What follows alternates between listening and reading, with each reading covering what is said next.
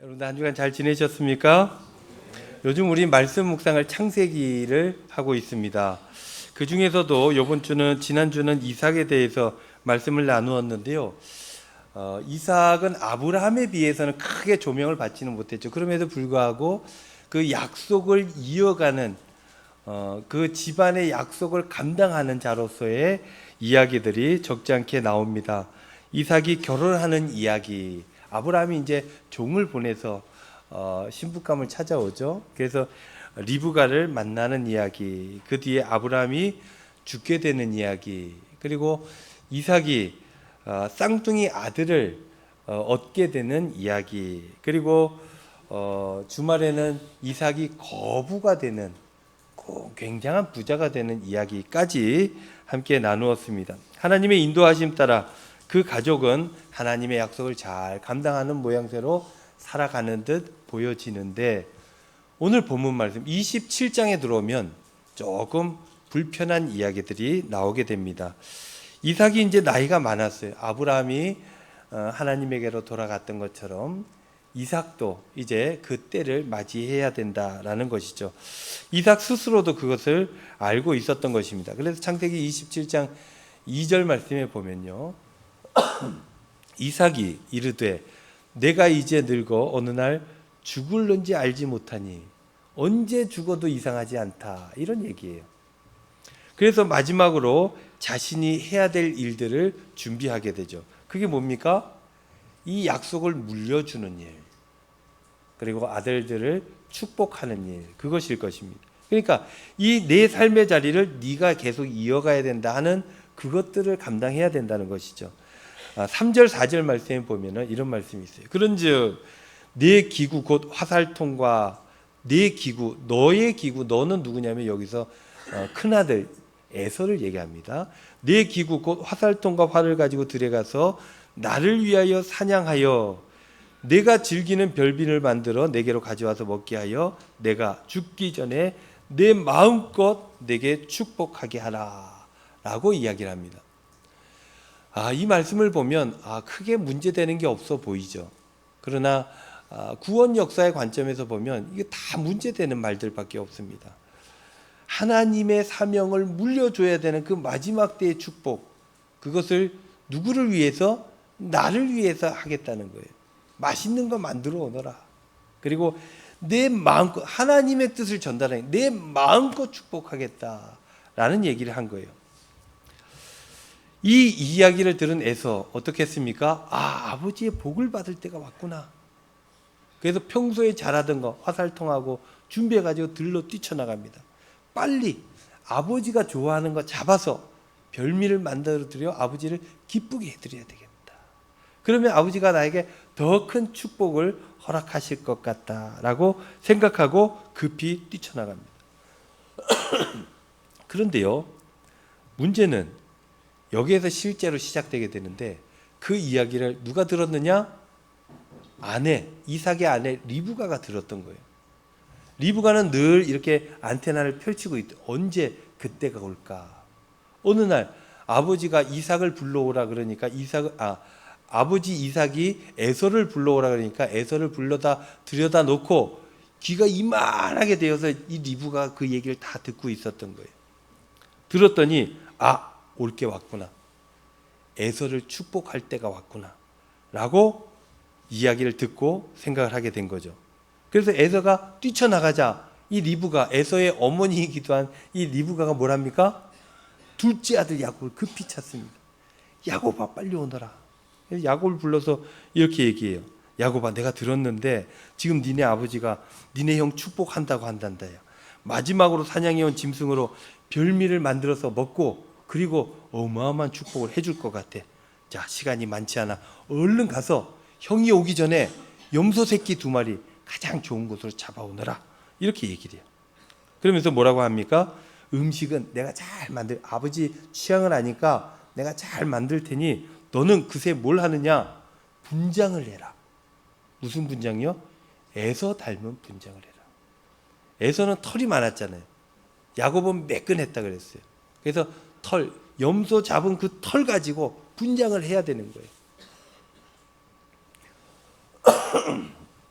그렇게 얘기를 했더니 어머니 왜 그렇게 해야 됩니까? 그랬더니 리브가가 왜긴 왜냐 이놈아. 이제 네 아버지 마지막 축복인데 그거 네가 받아야 될 것 아니냐. 네가 받아야지. 그랬더니 야곱이 뭐라 그래요? 어머니 안 됩니다.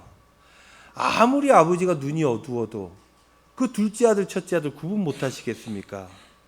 그러니까 이놈아 가서 얼른 분장을 잘 해갖고 오너라 라고 얘기를 한 거예요.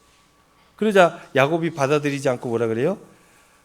아버지가 알게 될 텐데 알면은 축복은 고사하고 저주를 받을 텐데 그 일을 어찌 감당하라고 그렇게 시키십니까? 그랬더니 리브가 어머니가 선을 넘죠. 걱정하지 말아라. 실패하면 저주가 있게 되면 그거 내가 다 감당하겠다. 그래 너는 아무 걱정하지 말고 복 받을 준비나 잘하거라. 그렇게 이야기를 합니다. 이 말을 듣자 야곱의 마음이 어때요? 계산해 보니까 손해 볼 일이 없어요. 양심의 가책은 있는데 받을 복을 생각하니까 이 정도는 괜찮다라고 생각이 되어지는 거예요. 물론 고민되죠. 그러나 발걸음은 이미 염소 새끼 잡으러 가고 있었던 거예요. 어머니가 다 저주를 감당하겠다 했으니 나는 손해 볼 일 없다. 그럼 한번 해볼까? 이런 생각이 들었죠. 그래서 두 모자는 축복을 가로챌 준비를 열심히 했습니다. 사람의 마음이라는 게 이렇지 않나 싶은 생각이 듭니다. 우리가 야곱을 욕하잖아요. 저럴 수 있나? 근데 가만히 생각해 보면 그럴 수 있을 것 같아요. 우리 모두가 생각해 보면 그럴 수 있을 것 같아요. 견물생심이라는 말이 있잖아요. 보면은 욕심이 생기기 마련이에요. 돈이 눈앞에 있어요. 이거 한 번만 양심을 팔면 몇백억이 나한테 온다. 그럼 양심 안 팔겠습니까? 나는 농담 삼아라도 그런 얘기 해요. 나는 1억만 줘도 양심을 팔 거야. 농담 삼아 그런 얘기를 하는 사람들 많이 있죠. 우리 형님하고 이런저런 농담하다 보면 나는 1억만 줘도 할 수 있어 라고 얘기를 하죠. 못할 줄 압니다. 알지만 돈이 그만큼 살아가는데 필요하다 하는 그런 반대의 얘기를 하는 것이죠. 그러나 그 마음은 늘 있다는 거예요. 돈이 궁하면 욕심이 생기기 마련이에요. 마음을 뺏기기 마련입니다. 눈앞에 내가 한 번만 거짓을 얘기하면 권력이 있는데 그거 안 잡겠습니까? 마지막 절호의 찬스가 오자 엄마와 이 둘째 아들 야곱은 이성을 잃어버렸어요. 여러분 이 이야기가 어떻게 진행됩니까? 우린 너무나 잘 알죠. 끝내 야곱은 형 에서의 축복을 가로챕니다. 그리고는 예정에도 없던 어마어마한 고난의 행군을 하게 되죠. 리브가는 이 거짓된 잘못된 일을 하고 잘 살았겠습니까? 그 사랑하는 둘째 아들이 잘 살기를 바랬어요. 첫째 아들은 안중에도 없었어요. 둘째 아들만 잘 살기를 바랬는데 이 둘째 아들 어떻게 됩니까? 그날 쫓겨나고 도망칩니다. 그때 이후로 리브가가 이 야곱을 봅니까?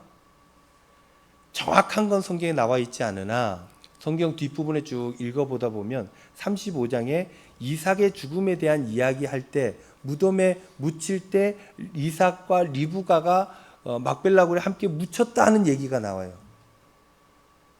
그 이야기 이외에 리브가의 죽음에 대한 이야기가 나오지 않습니다. 학자들은 추정컨대 야곱이 돌아올 때까지 살지 못했다. 그 사랑하는 아들을 위해서 했는데 그 사랑하는 아들을 죽을 때까지 못 보게 되었던 것이죠. 여러분 이러한 불행이 오는데 이런 불행이 내 욕심 그 바로 너머에 같이 쫓아오고 있는데 욕심만 바라보니 불행을 못 본다라는 거예요. 그래서 그들은 그렇게 무리한 일들을 했던 것입니다. 여러분 근데 이 무리한 일들을 하는 게 이 리브가와 야곱뿐입니까? 여러분 성경을 잘 읽어보면 리브가도 야곱도 뿐만 아니라 이삭도 큰아들 에서도 허물이 많기는 다 똑같다는 거예요. 네 가족을 하나하나 한번 살펴보려고 해요. 첫째 이삭. 성경에는 아버지 이삭이 그때 나이 많아서 눈이 어두웠다고 했어요. 근데 눈만 어두운 게 아니라 영적인 눈도 어두웠다라는 거예요. 앞부분에 한번 말씀을 나누어 보았지만 처음에 이 두 아들 쌍태, 그러니까 쌍둥이를 임신했을 때 뭐라고 예언을 합니까? 둘째 아들이 성한다 그랬어요. 그렇게 자기도 모르게 하나님의 뜻을 선포한 거죠. 큰 자가 어린 자를 섬기리라 했어요.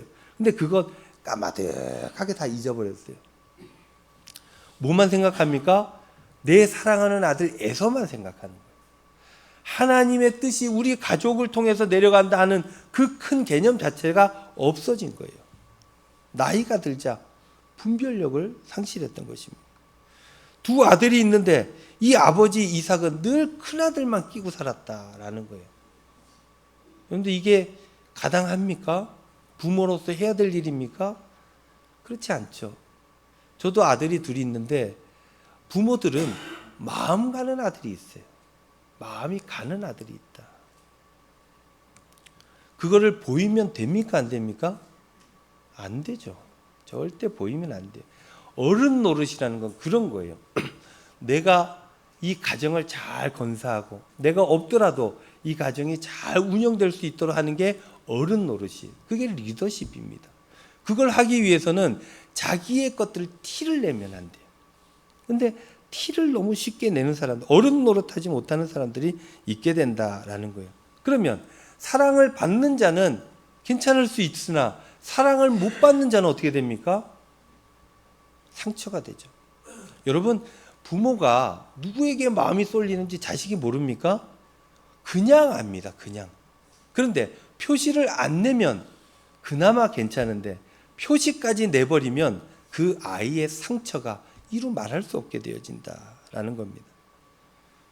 그렇게 어른 노릇하고 집안의 어떤 약속을, 하나님의 약속을 잘 감당하도록 해야 되는 사명이 있는 자가 그가 생각하지 않고 애서만 끼고 돌았다라는 거예요.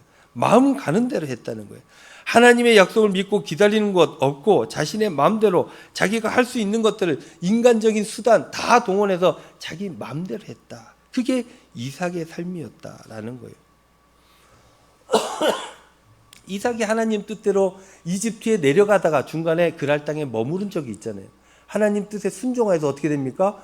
거부가 되었다 그랬어요. 순종하며 살아갈 때가 있었습니다. 그러나 나이 들자 자기 마음대로 막 해버렸다는 거예요. 그 이삭의 마지막 어떻습니까? 가정이 파탄이 나버렸죠. 그럼 리브가는 어떻습니까? 아까도 좀 말씀드렸지만 리브가도 편애를 엄청 했어요. 이삭도 했고 리브가는 반대로 둘째 아들만 끼고 놀았어요. 둘째 아들을 야곱을 얼마나 사랑했는지 형에게 가는 그 축복까지도 뺏어서 둘째 아들에게 줘야 되겠다 생각했습니다.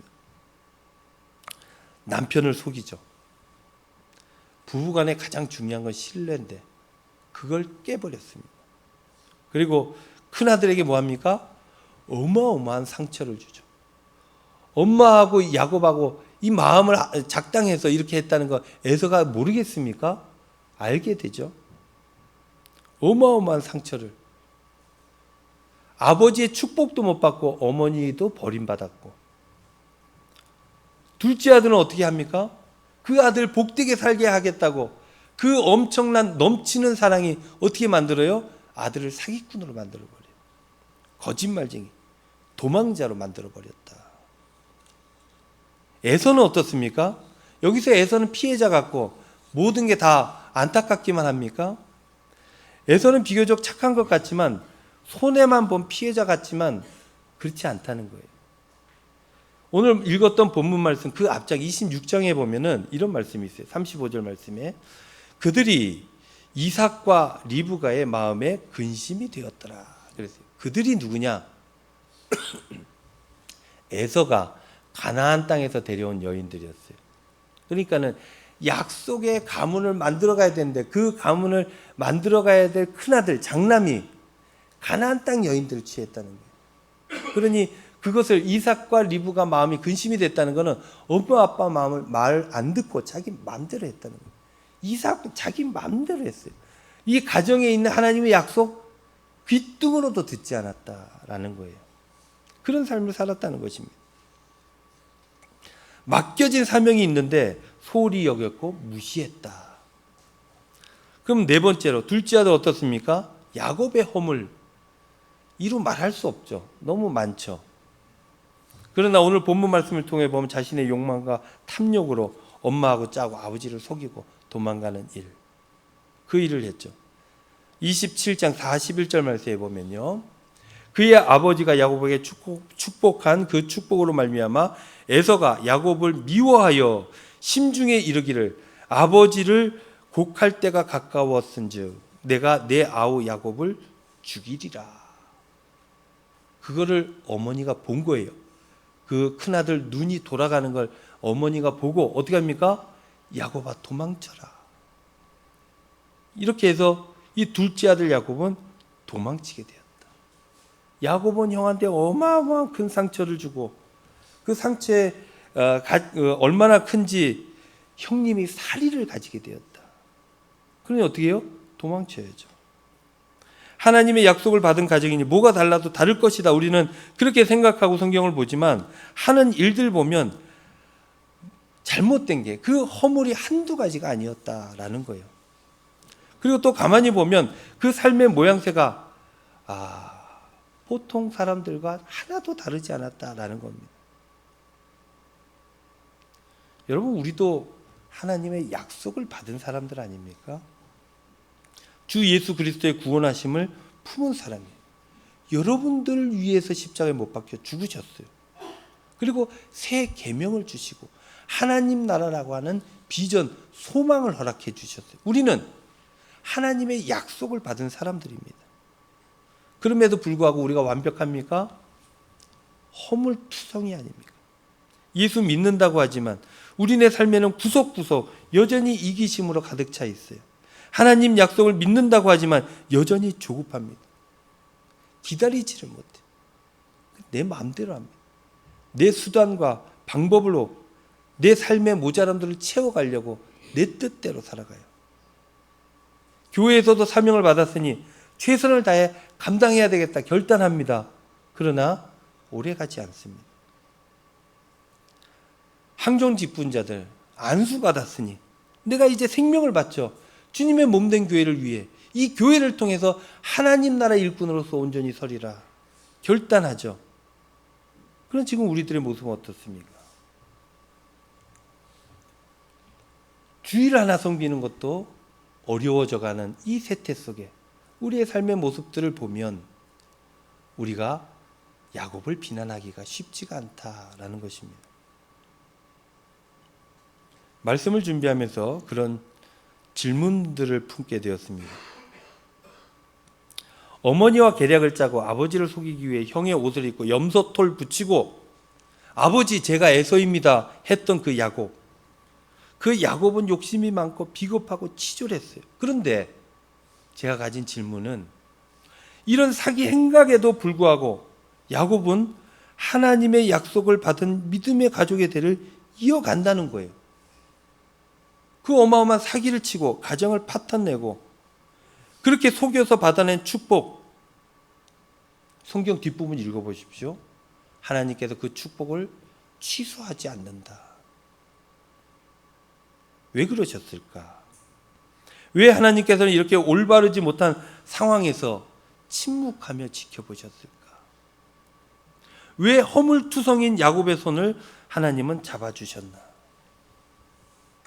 오늘 본문 말씀이죠. 야곱이 받은 축복의 말씀입니다.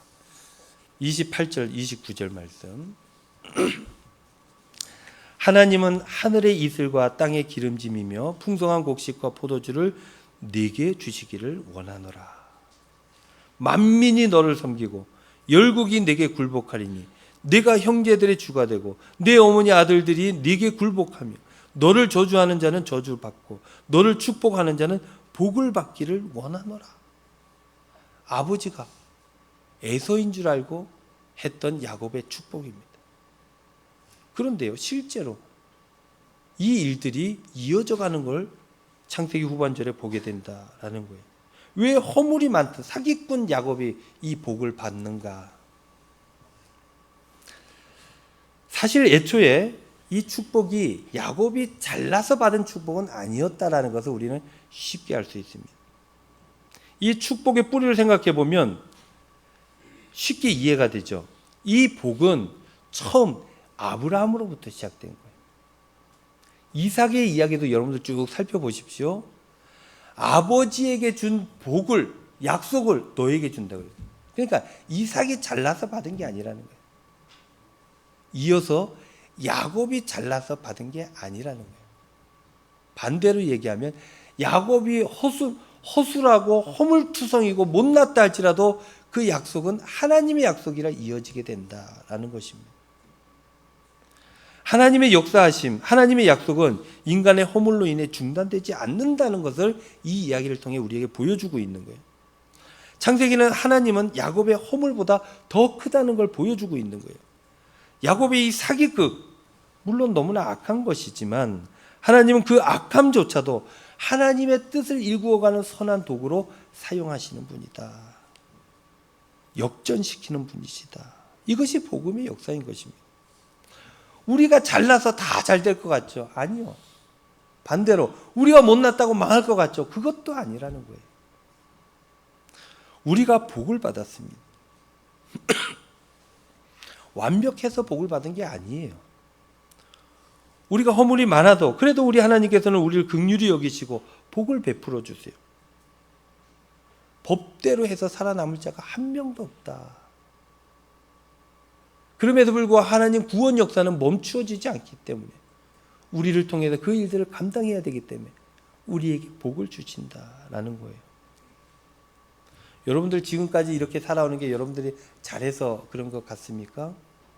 여러분들이 이만큼 내가 그렇게 수고했으니 평안을 얻는 것이다 그렇습니까? 물론 그런 부분이 없지 않아 있겠죠. 그러나 크게 보면 하나님의 긍휼하심 때문에 여러분들이 주저앉을 뻔한 일들이 얼마나 많았습니까? 그 가운데 지켜주시고 이끌어주신 분이 누구예요? 누가 손잡아줬습니까? 누가 이끌어주십니까? 로마서 5장 8절 말씀에 보면 이런 말씀이 있어요. 우리가 아직 죄인 되었을 때에 그리스도께서 우리를 위하여 죽으심으로 하나님께서 우리에 대한 자기의 사랑을 확증하셨느니라. 하나님께서 아들을 보내기까지 그만큼 사랑하셨기 때문에 우리가 이만큼 살아간다라는 거예요. 여러분, 복의 근거가 인간의 도덕성에 기초하고 있지 않다라는 것들을 보게 되는 것입니다. 우리가 도덕적으로 온전해야 복을 받는다? 아니라는 거예요. 그럼 반대로 뭐예요? 모자라고 허물이 있다고 복을 못 받는 것도 아니라는 것입니다. 하나님 선택하셨기 때문에 하나님 은혜 가운데 있기 때문에 우리가 온전히 살아갈 수 있게 된다라는 것입니다.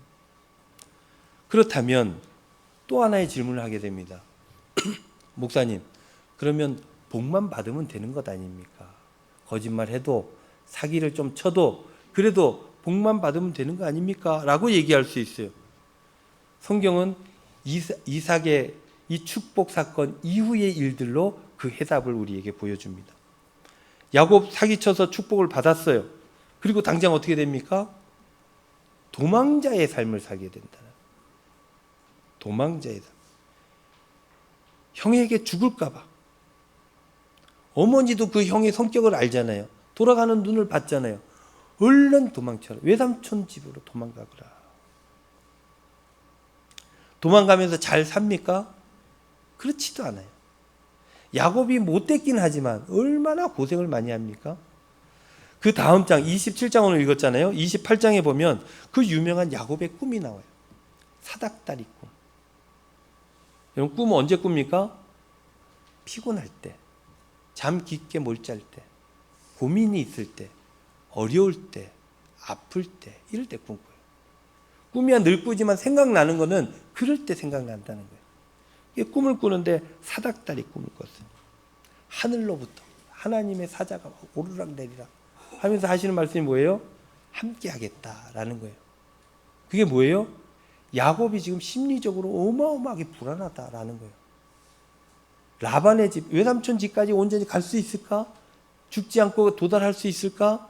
지금 내 인생은 앞으로 어떻게 되나? 복은 받긴 받았는데 이제 이후로 내가 뭘 해야 되나? 생각해 본 적이 없어요. 복 받는 것만 생각했지 그 다음을 생각해 본 적이 없어요. 그래 얼마나 심지어 불안합니까?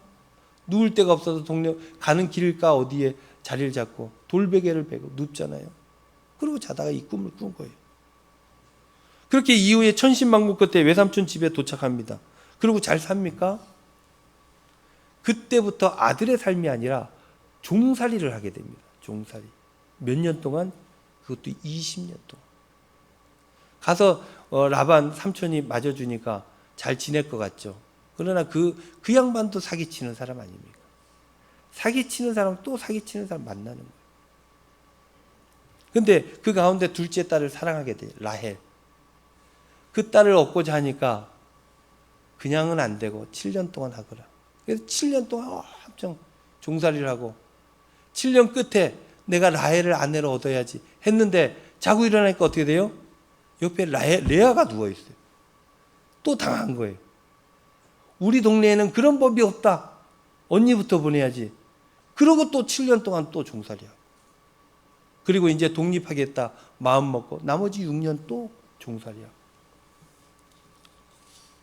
여러분, 내 욕심대로 팍 하잖아요. 뒷감당이 더 어렵습니다. 뒷감당이. 화가 나서 싸우잖아요. 뒷감당이 어렵습니다. 대가를 치러야 된다.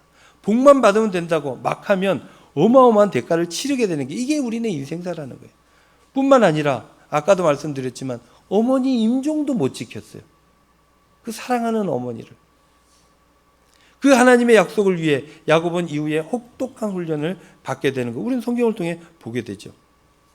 여러분, 허물이라고 하는 것은 하나님의 역사를 막지 못하지만 하나님은 그 역사를 이루어가는 과정에서 그 허물을 반드시 다듬으신다라는 거예요.